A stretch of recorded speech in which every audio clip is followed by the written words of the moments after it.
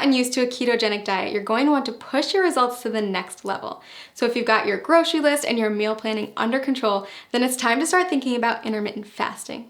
And okay, before you press pause at the dreaded fasting word, hear me out. Intermittent fasting, also known as IF, is one of today's hottest topics in the diet and wellness communities. And for good reason. If you do it correctly, IF can be an insanely powerful tool for accelerating fat loss and breaking through frustrating weight loss plateaus. Now, it's not essential that you commit to IF while on keto. If the idea of it makes you want to throw your keto diet out the window, then it isn't for you.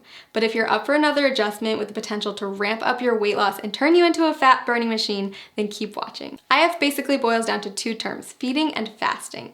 You're in a feeding state when you're eating, and all the times in between, you're fasting. Easy, right?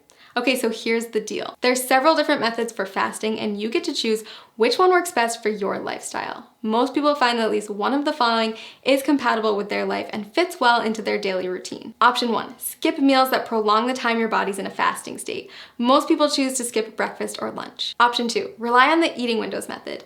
This approach involves eating between a 4 and 7 hour window every day and fasting for the rest of it. Option 3, not for the faint of heart. Your third choice is to commit to a 24 to 48 hour cleanse. It's more of an extended fast, and I don't recommend it if you're just getting started with IF. So how do you know which option is best? If you're just getting started with fasting, option 2 is probably the way to go.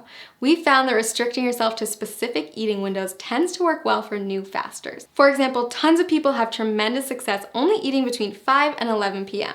And don't forget that the time you spend asleep will account for a chunk of that time. Let's take a closer look at how it works. Say you finish eating at 6 p.m. and start eating again at noon the next day.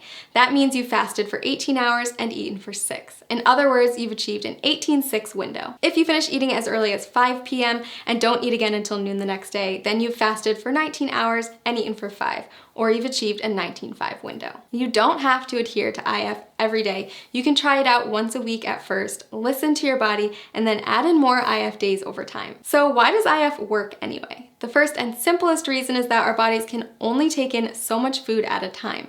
If you're someone who struggles with overeating or snacking out of boredom, IF can help to drastically cut those extra calories and keep you within your limits for weight loss. When your body's in a fasting state, it will begin to break down stored fat to use as energy. So if you're following a ketogenic diet, your body is already mimicking a fasting state since it's relying on fat, not glucose, as its main source of fuel. Just make sure that you're still hitting your daily macros and getting enough fat when you're in your eating window. If this sounds overwhelming, don't worry. We've got a tool that builds intermittent fasting into a keto diet regimen customized for your needs and goals.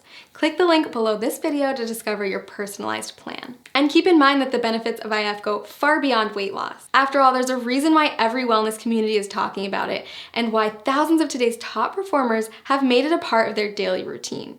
People who practice fasting on a regular basis reap tremendous health benefits in many areas, not just by turning their bodies into maximum fat-burning machines. Nobel Prize winner Yoshinari Asumi discovered that fasting can trigger autophagy, which is essentially a deep cleaning process for your cells. Autophagy helps to stop the aging process, reverse disease, and prevent cancer. It's basically the body's way of cleaning out cells by recycling non-essential components like damaged proteins and getting rid of invading microorganisms and toxic compounds. Like most complex mechanisms, your body needs a break from feeding, so it can focus on performing these other functions instead. Not only does fasting trigger autophagy, it also increases the number of ketones in your bloodstream more than a keto diet alone will do.